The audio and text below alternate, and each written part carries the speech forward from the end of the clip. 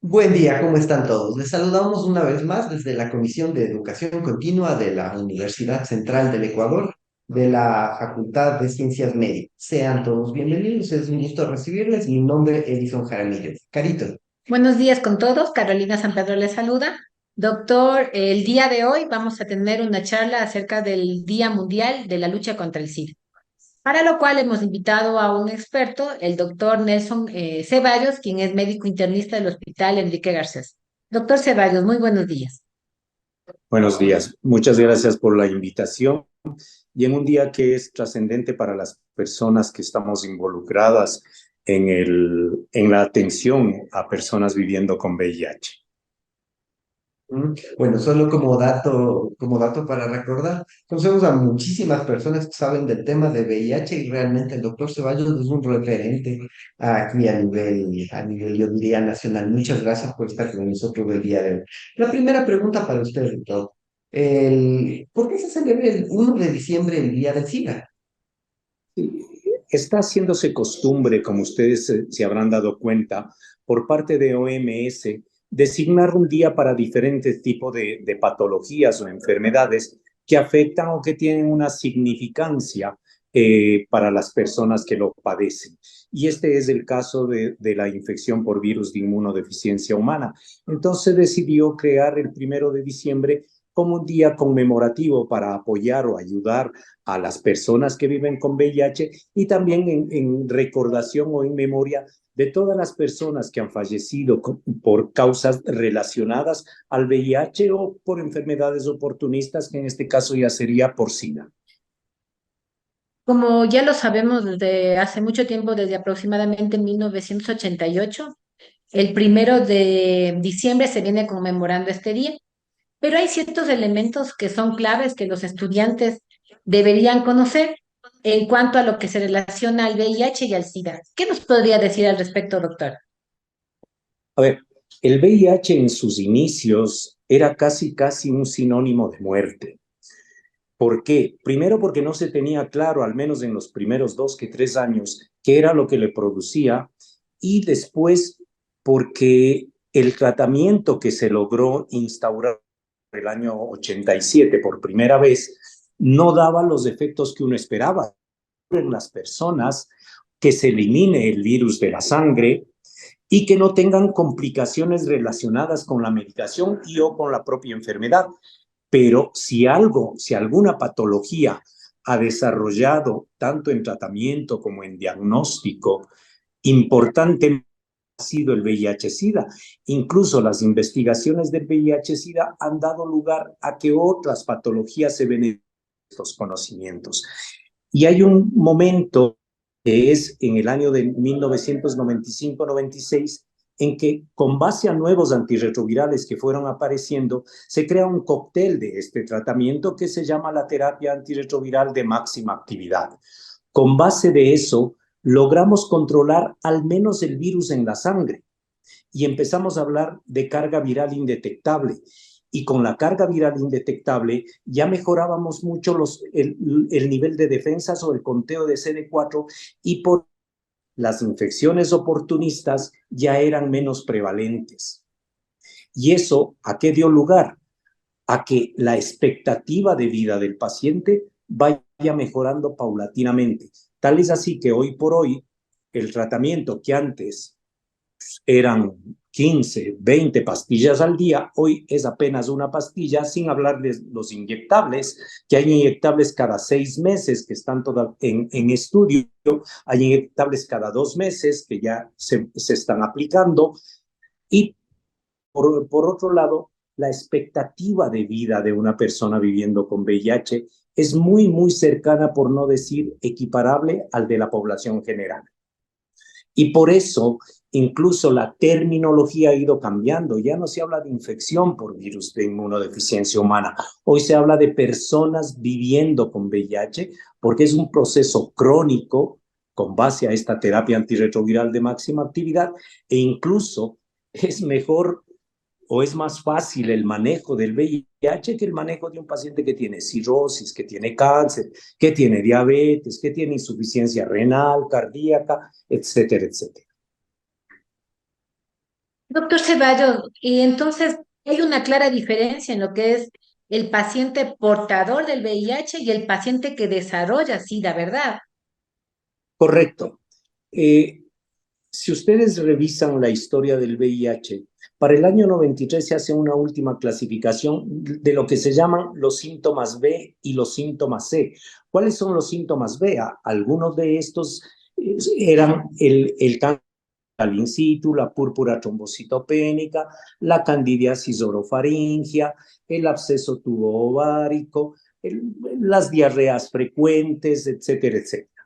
Entonces, cuando yo tenía ya esas manifestaciones que estaban relacionadas con el deterioro del conteo de CD4, ya entraba en una fase de SIDA y mayor todavía si tenía las infecciones oportunistas o las enfermedades definidoras de SIDA, tuberculosis, histoplasmosis, criptococosis, sarcoma de Kaposi, etcétera, etcétera, que son como 25, 26. O también cuando teníamos un conteo de CD4 inferior a 200 células. ¿Por qué? A pesar de no tener síntomas, porque el tener un conteo inferior a 200 células me predisponía de manera más importante a estos síntomas B o a estas enfermedades oportunistas, a diferencia de los que tenían más de 200 y especialmente si tenía más de 350.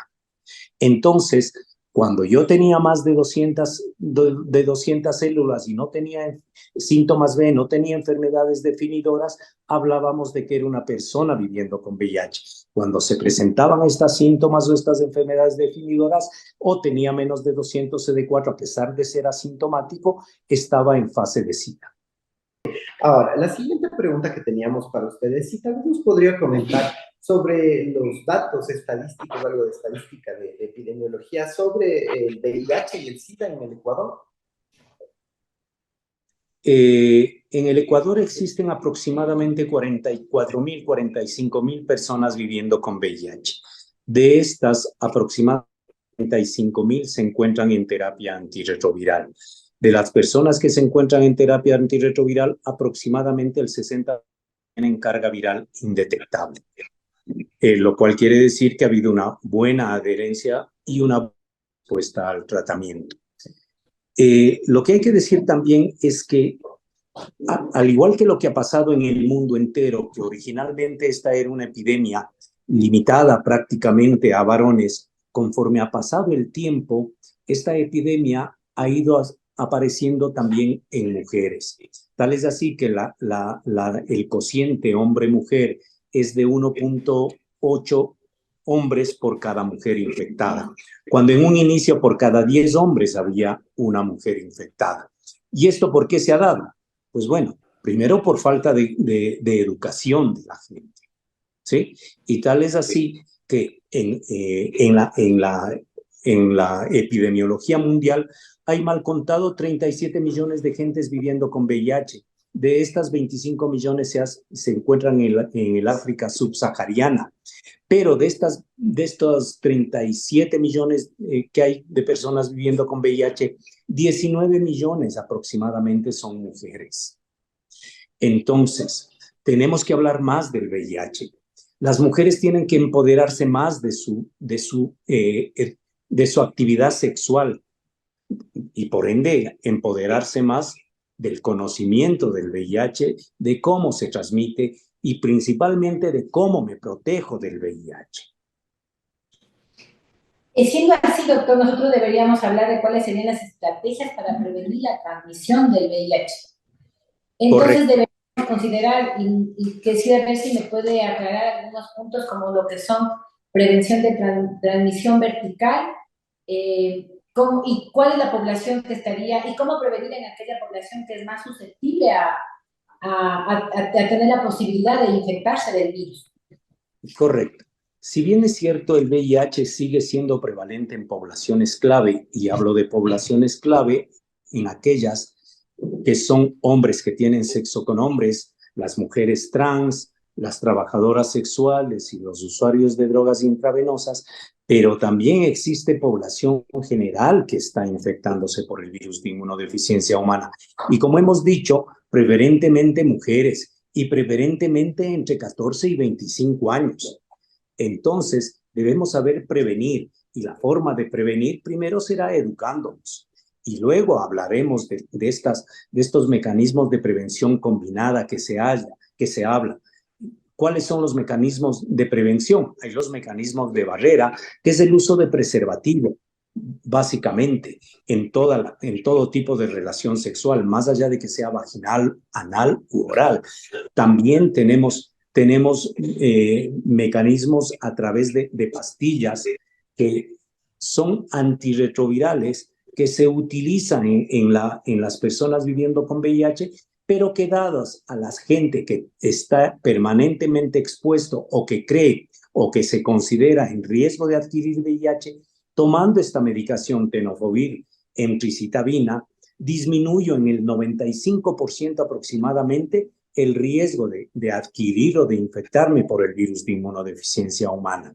Obviamente, también hay la circuncisión masculina voluntaria que disminuye el riesgo de que yo, hombre que me he circuncidado, disminuye en 4 veces mi riesgo de infectarme por todos los cambios histológicos que se dan a nivel del glande.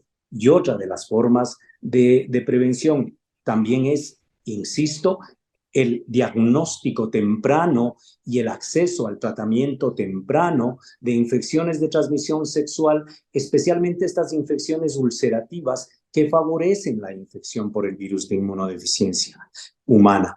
También en aquellos que son usuarios de drogas intravenosas, hacer un intercambio de jeringuillas, que usen jeringuillas totalmente estériles para que sean usuarios, y obviamente también en lo posible, siempre y cuando exista un programa a nivel nacional, que aquí por suerte no es tan frecuente el uso de heroína intravenosa, el cambio de heroína por metadona, una terapia de sustitución. Entonces, como ven, existe algunos mecanismos. Obviamente esto va ligado a cambios de comportamiento, educación sexual, cambios en ciertas leyes, que no haya dificultades en acceder a diagnósticos, a procesos de diagnóstico o procesos de tratamiento del virus de inmunodeficiencia humana.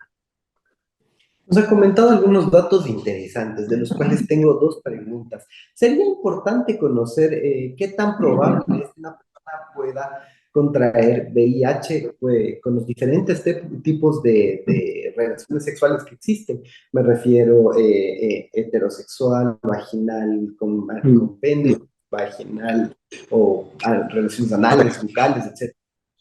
En cuanto a cuál es la vía de transmisión más frecuente, hablando de relaciones sexuales, la relación anal receptiva es la de mayor riesgo y peor si es, obviamente, sin protección y con eyaculación. Puede llegar, dependiendo del estudio que uno revise, hasta el 3%. Luego vienen, obviamente, las relaciones anales penetrativas, luego las vaginales receptivas, que están en aproximadamente el 0.6%.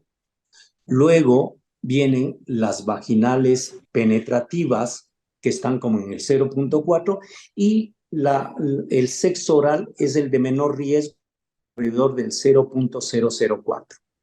Sin embargo, cuando hablamos del sexo oral y ese riesgo, obviamente cuando tengo una integridad de mi cavidad oral. Si yo tengo alguna lesión, alguna magulladura en la mucosa oral, obviamente aumento el riesgo. Esas son las vías de transmisión más frecuentes. No nos olvidemos también que existe a través de la transfusión de sangre o de hemoderivados. Sin embargo, hoy por hoy eso es una eventualidad. Aproximadamente se produce una transmisión de VIH por cada millón de transfusiones de hemoderivados. O sea que la sangre es muy segura. Y lo que hemos hablado, la vertical. ¿Cómo prevenir la transmisión vertical? Tamizando a la mujer embarazada. Lo ideal sería que me tamice antes del embarazo y tenga durante el embarazo al menos 4 tamizajes. El primer contacto con el ginecólogo, el segundo, el tercer trimestre y el momento del parto. También no olvidemos que la mujer que acaba de tener su niño tiene mayor riesgo también, o tiene un riesgo añadido durante el puerperio. Entonces, habrá que controlar también a esa mujer y habrá que darle los mecanismos de conocimiento y las opciones para evitar infectarse de VIH durante el puerperio. Claro, por eso también la mujer que está dando el lactar está contraindicada a la lactancia materna, porque es una contraindicación absoluta A ver, cuando la madre tiene VIH. antes era una cuestión imperativa esto de la lactancia materna. Mujer VIH positiva que esté embarazada y da luz, no darás de lactar. Hoy ya no es una cuestión imperativa, ya no es el médico el que le dice usted no puede dar de lactar, ya es una decisión compartida. Y la mujer que al menos ha tenido una carga viral indetectable durante el tercer trimestre de embarazo puede dar de lactar, si es que así lo desea. Obviamente hay que decirle a la mujer que el riesgo de transmisión durante la lactancia materna, habiendo tenido carga viral indetectable, al menos durante el tercer trimestre de embarazo, no es cero, es menor al 1%, pero existe riesgo. Y si la mujer desea, uno le puede permitir darle de lactar, pero habrá que hacer controles muy estrechos. Una mujer que no ha tenido carga viral indetectable, como digo, al menos durante el tercer trimestre, esa mujer obviamente está vedada la posibilidad de una alimentación del recién nacido a través de lactancia materna. En el país, como normativa, todavía se sigue negando la lactancia materna a toda mujer viviendo con VIH. Sin embargo, si uno revisa guías internacionales, como les digo, esto ya es una decisión compartida y probablemente conforme pasen los meses irá siendo de mayor utilidad esto de poder dar de lactar. Es decir, una mujer que esté embarazada, que tenga ya su producto con una carga de menos de 200.000 unidades de células, podrá dar de lactar. Deberá tener carga viral indetectable. Y carga viral indetectable, al menos para el país, es tener menos de 40 copias de RNA del virus en sangre. Menos de 40 copias. Muchas menos gracias, de 40 copias. Ya. Correcto. Doctor, yo tengo otra pregunta, porque el miedo siempre existe.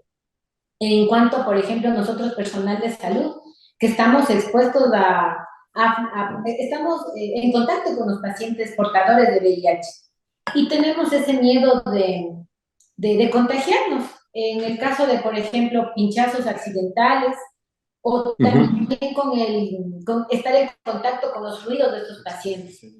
Exposiciones al ¿cuál es el riesgo que nosotros realmente correríamos al estar expuestos a estos pacientes que son personas portadoras del virus? ¿Y qué debemos hacer? ¿Y cómo deberíamos actuar en el caso de que tengamos la probabilidad de infectarnos? Primero, el personal médico en general le preocupa siempre el infectarse del VIH al atender a una persona viviendo con VIH. Pero cuando hay porcentajes, más veremos que es el estigma el problema verdadero. ¿Y por qué? Porque cuando yo me he expuesto al virus de inmunodeficiencia humana a través de agujas o objetos cortopunzantes, el riesgo es del 0.3. Y cuando me expongo a través de piel con abrasiones o mucosas lesionadas, el riesgo es del 0.09. Como ustedes verán, es muy bajo, muy bajo. Pero cuando hablamos de hepatitis B, y peor si es antígeno E positivo, es como del 30%. Y cuando hablamos de hepatitis C, es como del 3%. Pero nadie se preocupa de la hepatitis B. Nadie se preocupa de la hepatitis C, porque tienen menos estigma. ¿Sí? Lo cual no quiere decir que por ser muy bajo el riesgo del VIH, no voy a usar todas las medidas de bioseguridad que se debe usar con todo el mundo. Todo paciente deberá ser tratado como si fuese VIH positivo, hepatitis B positivo, hepatitis C positivo. Eso quiere decir bata, guantes, mascarilla, anteojos. ¿De acuerdo? Eso. ¿Qué debo hacer cuando yo me he expuesto al virus de inmunodeficiencia humana? Siempre habrá que bajar o ir a una unidad de atención de VIH. ¿Para qué? Para que le evalúen el riesgo de infectarse.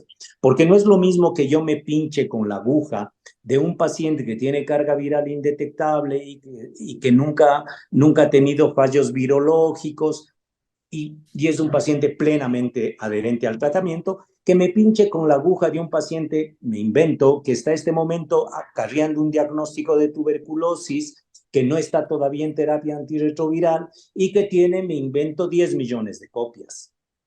Entonces, no es lo mismo. Entonces, en la unidad de atención integral deben valorarle el riesgo de transmisión y, de ser el caso, iniciar la profilaxis post-exposición, laboral o no laboral. Hablemos de las no laborales cuando he tenido, más allá de que sea sexo aceptado o no, pero si se me rompe el preservativo, o peor, si he tenido abuso sexual, debo igual acudir a una unidad de atención integral. En el caso, volvemos de la profesión médica y relacionados, debemos ir a una unidad de atención integral que evalúen el riesgo y determinen la necesidad o no de terapia profiláctica. La terapia profiláctica igual es triple terapia y que debe tomarse no más allá de 72 horas luego de haberme expuesto. Lo ideal en las primeras 6 horas. Y deberé tomar medicación durante 28 días. Y tengo que hacerme controles el día 0, eso quiere decir el día que me expongo. ¿Para qué me hacen un tamizaje el día 0? Para saber si yo no soy ya VIH positivo. Porque si soy VIH positivo no necesito profilaxis, lo que necesito es tratamiento. Ya tendré que hacerme un nuevo tamizaje al mes, a los 3 y a los 6 meses de la exposición para ver si, a pesar de haber tomado la profilaxis, no ha existido el riesgo de la transmisión o no ha existido ya una transmisión. ¿Sí? El periodo de ventana. Sí, el periodo de ventana, porque hay que partir de un concepto. La profilaxis post-exposición no es 100% efectiva, porque por razones obvias yo no puedo hacer un estudio de unos expuestos y otros no expuestos y ver qué pasa. A unos les doy y a otros no les doy profilaxis. Obviamente eso es imposible.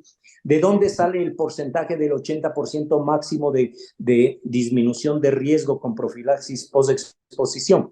Del estudio que se hizo, el 076, que se hizo para transmisión vertical. La terapia antirretroviral disminuía en un 80% el riesgo de transmisión vertical. Y de ahí sale este número. Entonces, lo que hay que hacer es ir y denunciar que me pinché. Más allá de que usted estime o desestime la severidad del pinchazo. No. Usted tiene que ir a una unidad, mientras más rápido, mejor. Ok, muchas gracias. Nos ha mencionado un tema importante que quisiéramos tal vez profundizar un poco, porque eso no existía antes. Todos estos temas de la profilaxis, en la literatura encontramos algunos acrónimos, el PEP, el PREP. ¿Nos podría explicar eso? ¿Cómo es? ¿Cómo se usa y dónde se puede adquirir? La PEP es la profilaxis post-exposición.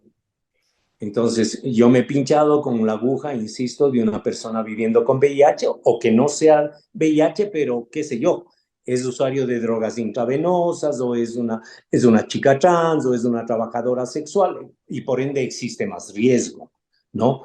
Entonces, eso es la profilaxis post-exposición. Y la PrEP es la profilaxis pre-exposición. Más o menos hace unos 10 años, la gente que maneja VIH dijo, a ver, si hay una profilaxis para endocarditis, si hay una profilaxis para malaria, ¿por qué no puede haber una profilaxis para VIH? Y se puso a hacer pruebas y se vio que dando 2 fármacos antirretrovirales, como les digo, tenofovir, lamivudina, yo puedo disminuir hasta en el 95% el riesgo de infectarme del virus del VIH. Y hubo 2 estudios, o más bien dicho, hay 2 formas de tomar la profilaxis. La una es tomar todos los días, de lunes a lunes, del 1 de enero al 31 de diciembre, mientras yo me considere en riesgo. Y la otra es tomar 2 tabletas entre 24 y 2 horas antes de la relación de riesgo, una tableta al día siguiente y otra tableta al día siguiente, 2, una. Esas son las formas. Existe ahora también el formato inyectable que cada 2 o depende también cada 3 meses, según los últimos estudios, me pongo una inyección en el glúteo y listo. Disminuyo el riesgo de infectarme del VIH. Probablemente en el país para dentro de un año y medio, ya tendremos la formulación inyectable que es el cabotegravir de larga acción. Hoy por hoy, las unidades de atención integral del Ministerio de Salud proveen de profilaxis. En el caso de Quito, la unidad de atención integral del Hospital General Docente de Calderón puede proveer profilaxis preexposición. Y hay ciertas ONGs que tienen trabajo comunitario, como Esquinirina, que también está proporcionando PrEP a las personas que así lo deseen. Y la accesibilidad que podría tenerse para los pacientes, ¿sería financiado por el ministerio o...? Todo es gratuito. Todo es gratuito. Correcto. Todo es gratuito. Si usted va a las unidades de atención integral del Ministerio de Salud, todo es gratuito. Usted recibe la pastillita o el frasco, mejor dicho, gratuitamente. No le cuesta un peso partido por la mitad. De hecho, la terapia antirretroviral también es gratuita, obviamente, en las unidades de atención. Si usted quiere atenderse privadamente, claro, ahí tiene su costo. Con el inconveniente que conseguir antirretrovirales en el mercado farmacéutico convencional no es tan fácil. Ya. Son datos muy importantes los que nos ha dado, doctor, y unos tips muy, muy interesantes. Porque como usted nos estaba mencionando, hay muchos estigmas en cuanto a lo que es vivir con una persona que es portadora, ya como lo que usted nos ha explicado, que es portadora de VIH. Por ejemplo, el miedo, sigo ¿no? con los miedos, pero me llamó mucho la atención lo que usted nos acaba de comentar, en que podemos hacer una profilaxis post-exposición. Si tenemos, por ejemplo, una pareja con VIH y podemos tener relaciones con esa persona, obligatoriamente debería ser con preservativo o podríamos ya tener relaciones sin preservativo, considerando que podríamos tomar, si no entendí mal, Doc, es una pastilla, una profilaxis, antes y después de la relación. Preexposición. Correcto. A ver, si la memoria no me es ingrata, en el año 2015, 2016 ya se publicaron los estudios Partner 1 y Partner 2, donde se demuestra que una persona viviendo con VIH que tiene algo indetectable no es transmisible. Y por eso empezó la campaña UU en el caso de las siglas en inglés o II en el caso en español, indetectable, intransmisible. Eso quiere decir que si somos una pareja serodiscordante, que es una pareja serodiscordante, uno es reactivo para el VIH y el otro es negativo para el VIH. Esta pareja, siempre y cuando la pareja portadora tenga carga viral indetectable, puede mantener actividad sexual sin protección. Siempre y cuando no tenga carga viral, es decir, menos de 40 copias. Exacto, siempre y cuando tenga menos de 40 copias puede mantener actividad sexual sin protección porque no hay riesgo de transmisibilidad.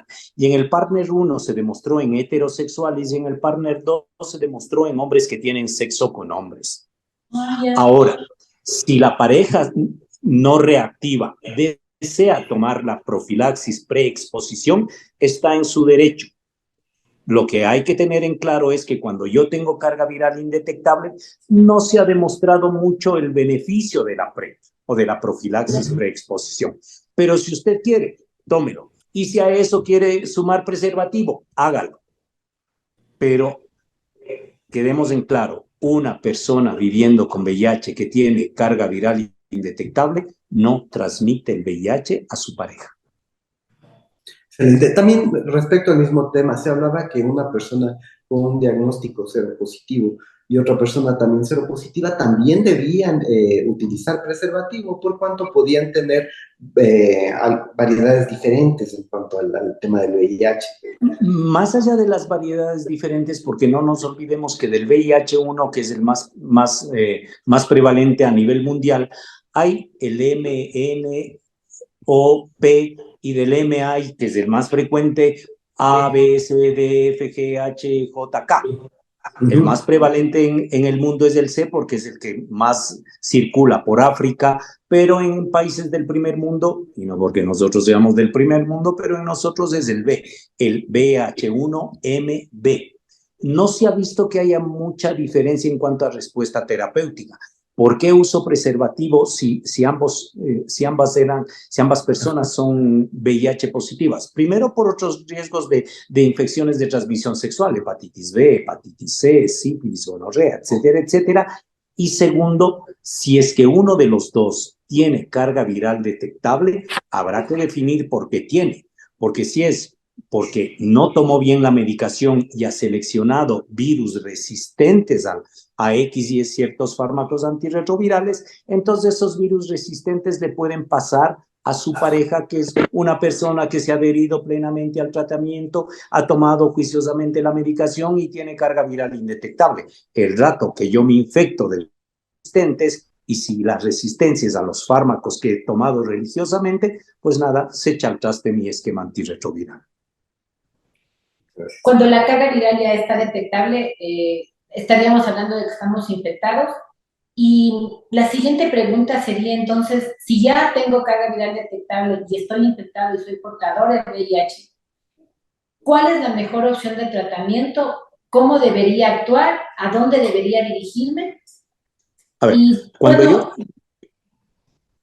soy dígame. diagnosticado de ser una persona viviendo con VIH, lo más recomendable es ir a una unidad de atención integral del Ministerio de Salud.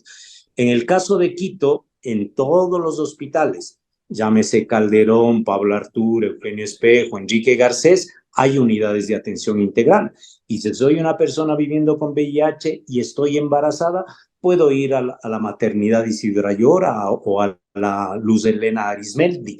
Hay unidades de atención integral para embarazadas ahí. Y si soy un niño o un adolescente con VIH, puedo ir al Hospital Bacortiz. Hay unidad de atención de VIH en el Hospital Bacortiz. Entonces, no hay pretexto para no ir, ¿sí? Y la única condición es ser VIH, llegar y decir, ¿sabe qué? Tengo infección por virus de inmunodeficiencia humana y quiero recibir tratamiento. Y someterse, si es que es la palabra, obviamente, a los exámenes, a la medicación y a los controles que se deberán hacer como cualquier enfermedad crónica. ¿Quién define, doctor, cuál es el mejor tratamiento para una persona portadora de VIH?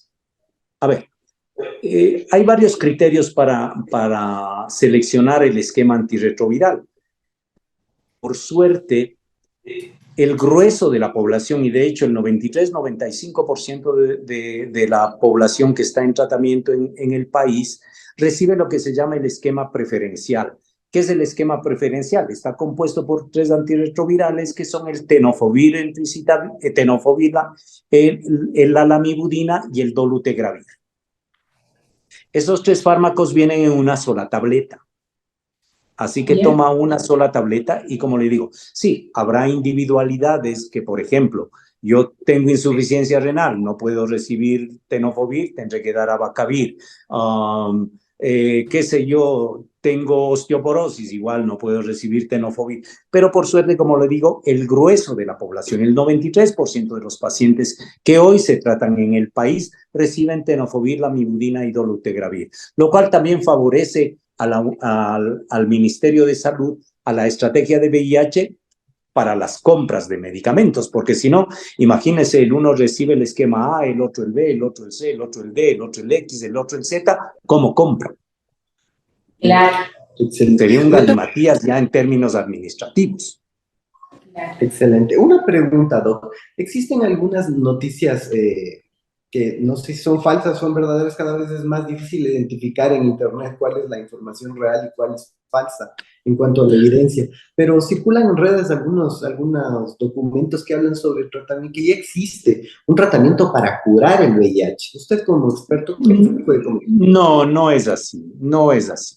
De hecho, mire usted, tenemos el ejemplo muy vecino, que es el de la pandemia por el SARS-CoV-2, de la COVID. Empezamos con la pandemia y prácticamente a la vuelta de la esquina tuvimos vacuna.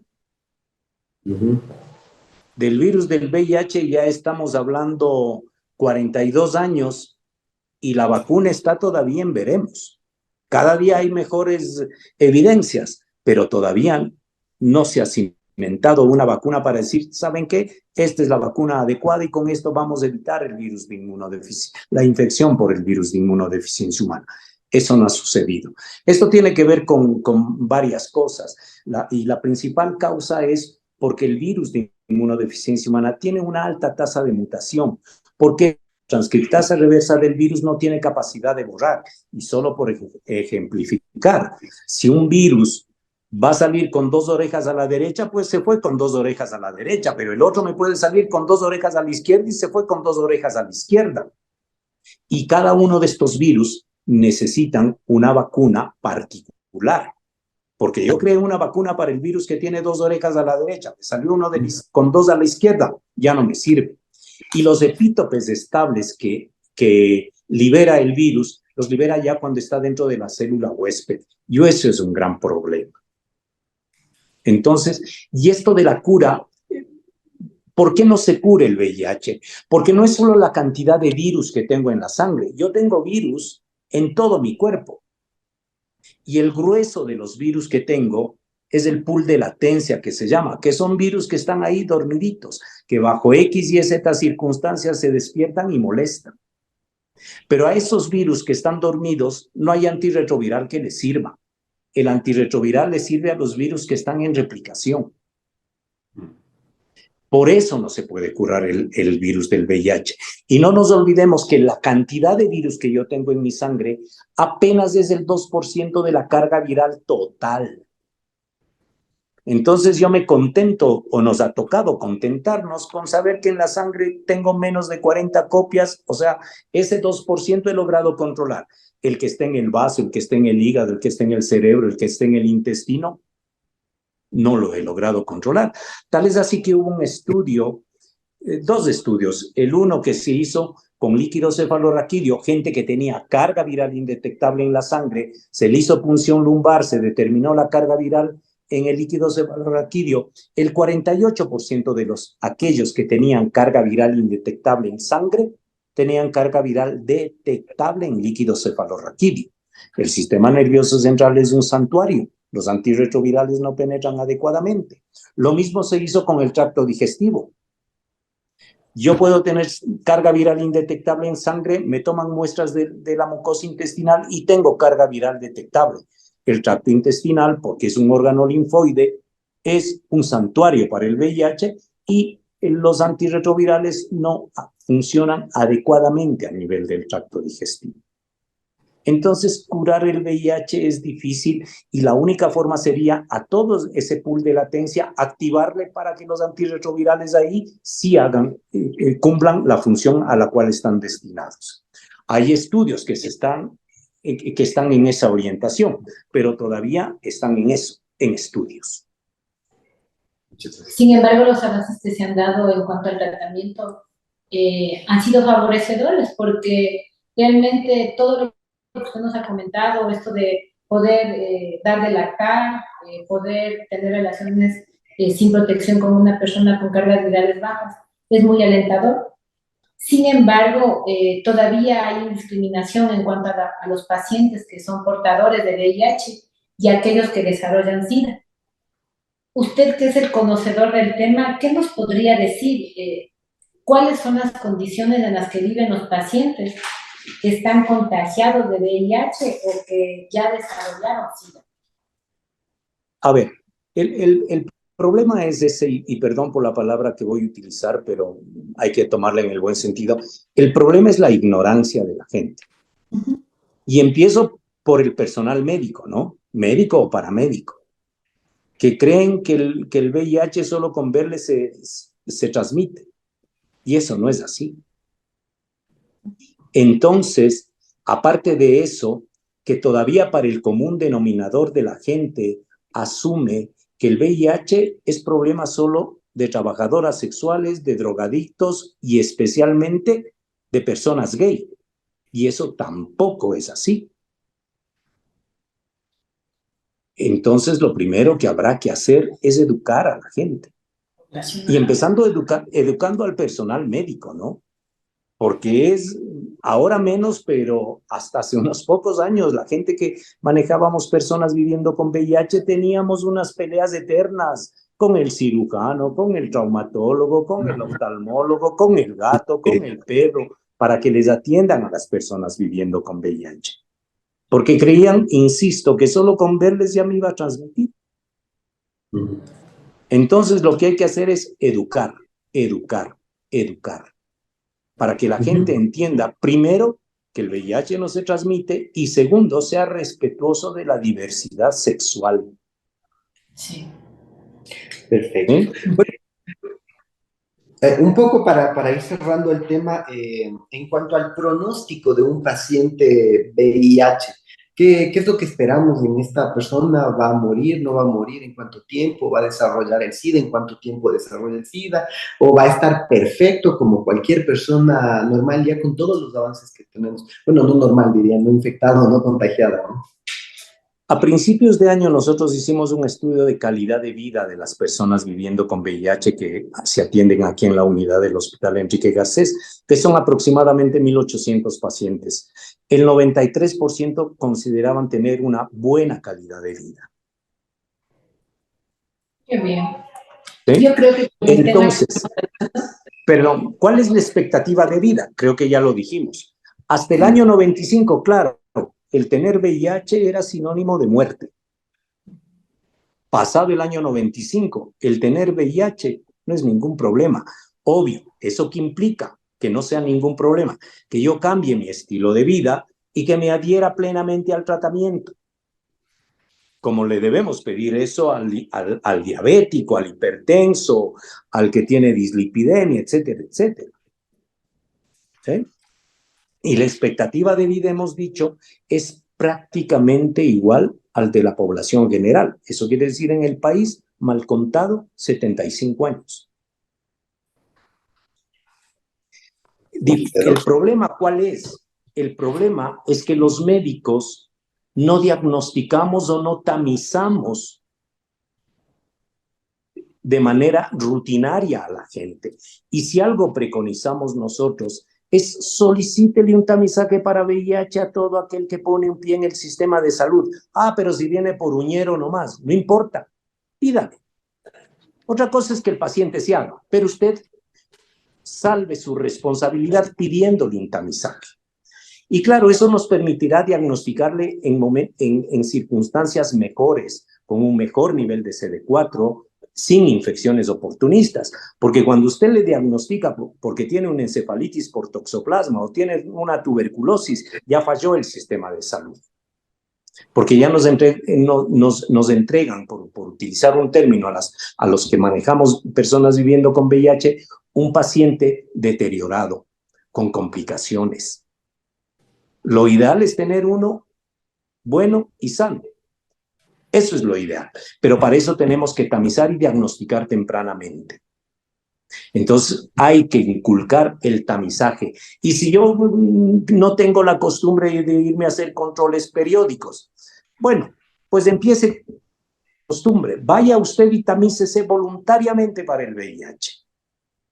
Pero eso es lo que tenemos que preconizar para disminuir aún más el riesgo de infecciones oportunistas y mejorar todavía aún más la calidad de vida y la expectativa de vida de una persona viviendo con VIH. Diagnóstico temprano. Y el diagnóstico temprano está íntimamente relacionado con tamizaje a todo el mundo. Los mensajes que usted nos va dejando, doctor, son muy claros y muy concisos. Lo que voy aprendiendo hoy es que el VIH no es una enfermedad que me va a matar, que puedo convivir con las personas que son portadoras de VIH y que lo más importante es, como usted nos acaba de decir, es hacer el tamizaje para saber si soy o no portadora y de esa manera evitar llegar a desarrollar SIDA. ¿Ya? En cuanto a Así todo es. esto, doctor, ¿nos podría dar... Algo va a intervenir. ¿Nos iba a comentar algo, doctor? Sí, quitémonos la idea de que solo, un término que no me gusta utilizar, solo las personas promiscuas tienen VIH. Doña María, una sola pareja sexual. Doña Digna, una sola pareja sexual. ¿Y a qué va esto? Porque es muy frecuente oír, es que yo tengo relaciones solo con mi marido. Perfecto, muy bien, le aplaudo. Ahora pregúntele a su marido, pues. Y sonará grosero lo que voy a decir. No, es que yo solo tengo relaciones con mi esposa. Perfecto, ahora pregúntele a su esposa. Entonces, eso hay que tenerlo muy claro. Eso hay que tenerlo muy claro. Salir ¿Sí? de la... Porque salir de esta... nada perdemos haciéndonos un tamizaje. Como Claro. decíamos de jóvenes, ¿quién dijo miedo? Claro que es así. Doctor, ¿cuál Exacto. sería su mensaje final para la población estudiantil que nos están siguiendo a través de las redes? El mensaje final sería primero, como dicen que dice en la Biblia, valga la redundancia de palabras, cuídate que te cuidaré. Lo primero que deberíamos hacer es, después de esto, ir y hacerme un tamizaje voluntariamente para saber en dónde estoy parado yo. Y si estoy bien parado, eso quiere decir que no soy una persona viviendo con VIH, ponerme a analizar cuáles han sido mis conductas sexuales. Si uso o no uso protección, si cambio de pareja permanentemente, y cuando cambio de pareja nos hacemos tamizaje al VIH los dos, nunca. Entonces hay que ir haciendo conciencia de eso. Y la otra conciencia que debemos hacer es eso. Yo como personal médico estoy en la obligación de pedir tamizaje a todo aquel que pone un pie en el sistema de salud, más allá de la razón por la cual acuda a un centro de salud. Eso por un lado, y por el otro lado, las personas con VIH, no solo viéndoles, le transmiten el VIH. Hay que reunir una serie de características para que una persona viviendo con VIH me transmita a mí. Y la primera característica es tener una actividad sexual con él, porque es la forma más frecuente. Entonces, no estigmatizar, no discriminar a las personas viviendo con VIH. Muchas gracias, doctor. Excelente, doctor. Una vez más, muchas gracias por estar junto a nosotros. Sabemos la calidad de médico que es, lo admiramos mucho. Como le dije en un inicio, personas que admiramos nos han puesto a usted como referente. Muchísimas gracias por estar con nosotros este día y es un gusto verlo también. De igual manera, de mi parte, doctor, muchas gracias. Yo creo que todo lo que usted nos ha dejado, las enseñanzas que nos va dejando, nos va a servir a todos, no solamente el estudiantado de la facultad, sino a nivel poblacional.